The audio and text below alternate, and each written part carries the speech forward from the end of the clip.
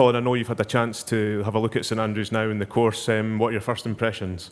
I love it. I think I could see why guys love it. I could see how special this week can be.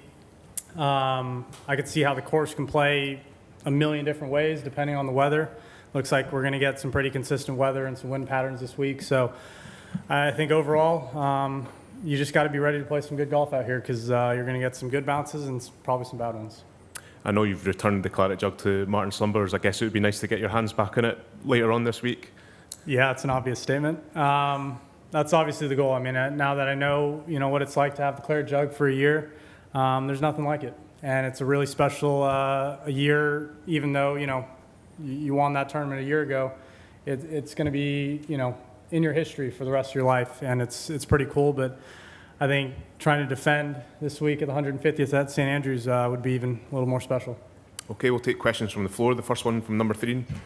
Yeah, knowing that you struggled at the Scottish a little bit last year before winning, how do you process last week and what adjustments need to be made for this week? Yeah, last year a lot was on the irons. I think I've figured that out this year.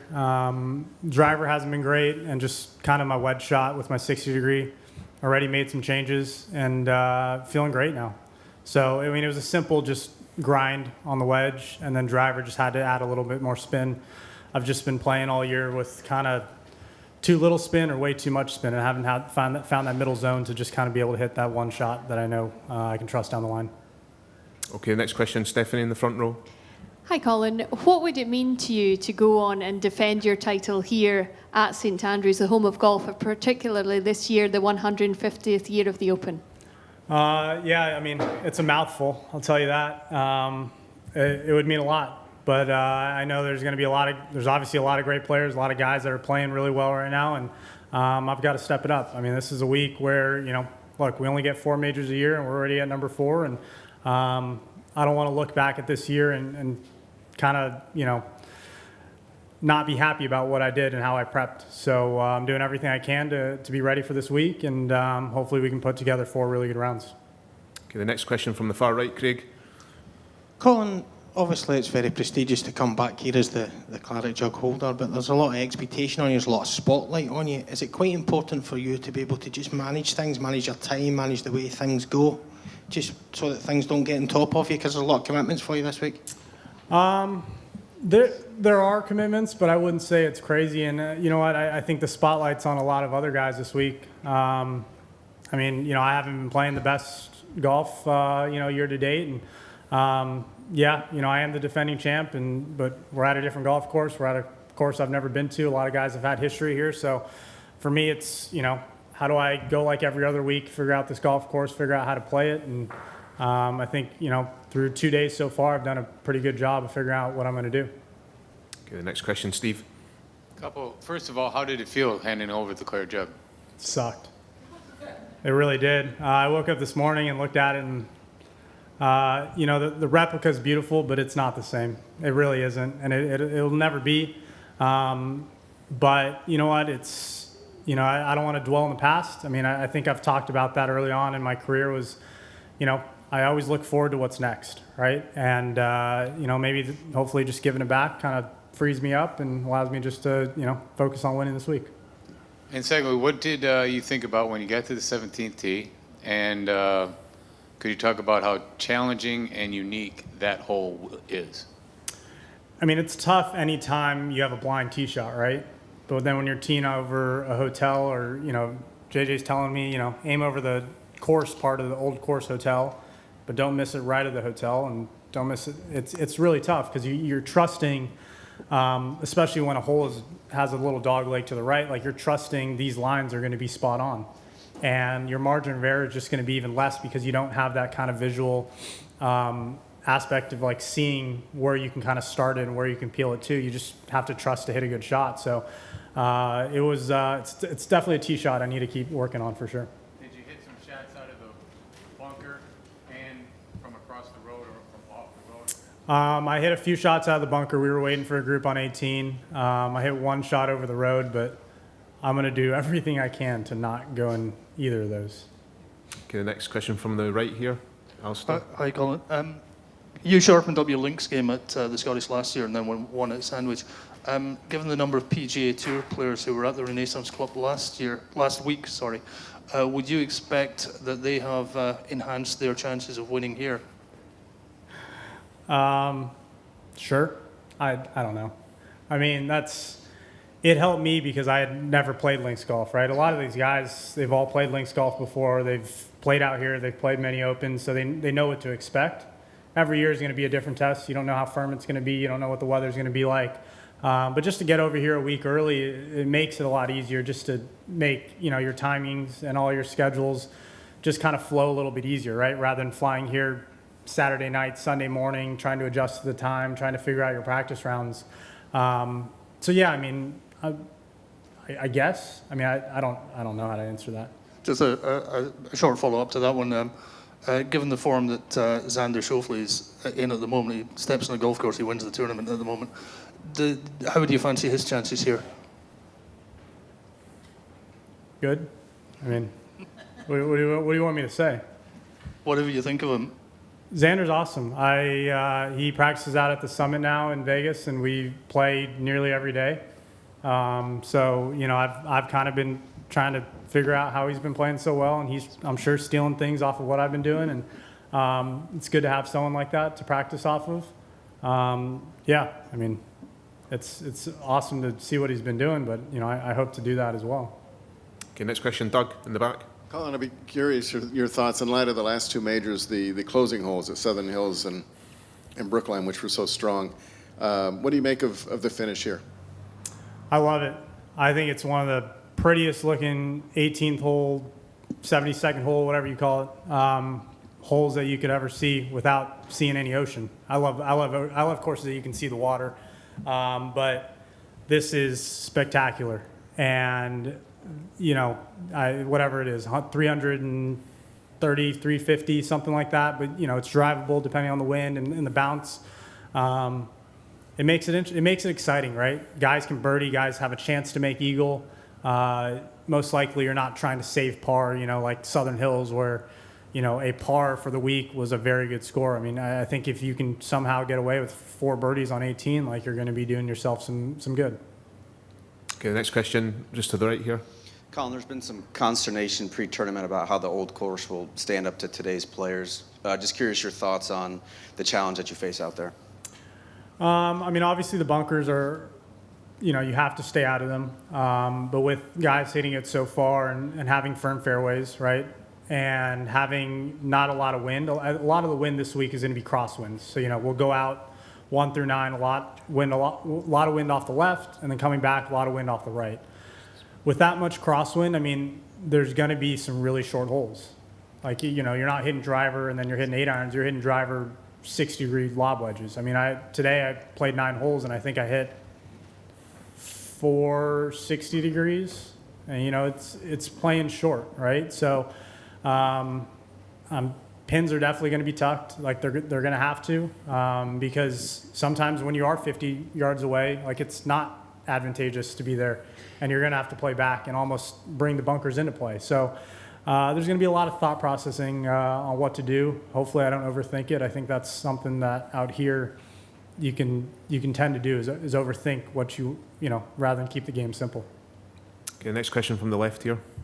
Hi, Collin. You said earlier that perhaps giving the claret jug back can be the spark you need, to sort of free you up, I think was the phrase you used. Are you looking for a spark to get your season to catch light? Is that what you're looking for right now? I mean, I just made that up just to make it sound good, and hopefully that was the case. Yeah, I mean, I am looking for something. I mean, we're at the end of our season. We're at the 4th major. Playoffs are coming up pretty soon, and I want to give it a run.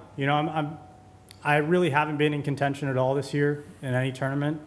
And it sucks because I love being in those spots. I love coming down the stretch and knowing that you got to make some great shots, make some birdies, and close it out. And I just haven't put myself in that position. I've had a couple second-place finishes, and they've kind of come from behind second-place finishes where I played really well on the final day. But I need to do a better job, Thursday through Saturday to give myself a shot at trying to close out a tournament.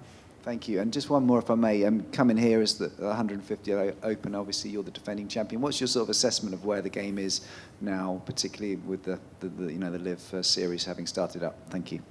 Yeah, we don't need to talk about LIV. I think you're not going to learn anything from me, and what you know is what everyone knows.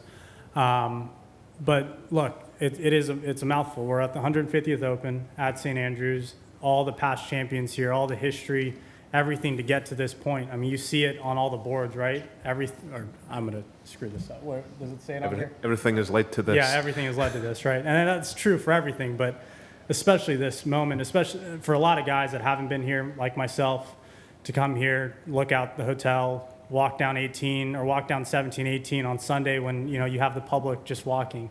That's the coolest experience as a fan, as a golfer, anyone could ask for, because it's a game for everyone, right? And I think that's what we're trying to do. And yeah, I mean, the stretch of just teeing off on 1 to seeing 17 to seeing 18, I mean, you feel the history and you feel the importance of everything that has come before us at this golf course and in golf in general.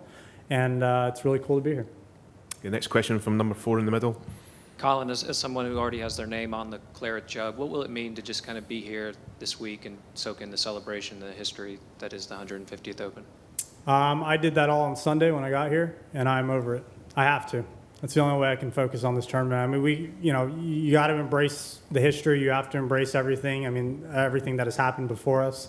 But I'm here to win a tournament. I'm here to play some really good golf. And even though, my week is filled with a couple extra media obligations and a couple other appearances, it doesn't mean by Thursday morning I'm going to, not be ready. And I'm going to do everything I can to, just like any other event that I've played well in or won, to be waking up Thursday morning ready to play some, 72 holes of really good golf. Okay, next question, Jeff. So did you, because you didn't make the weekend, did you get here a little earlier than originally planned and get in a few more holes? Yeah, so I got in, we drove Saturday afternoon and actually played 18 yesterday on Sunday. And that was just, I wanted to see the course. I didn't want to kind of piece it together and be like, 9 holes here, 9 holes there, play a little route. I just wanted to see 1 through 18 for what it is.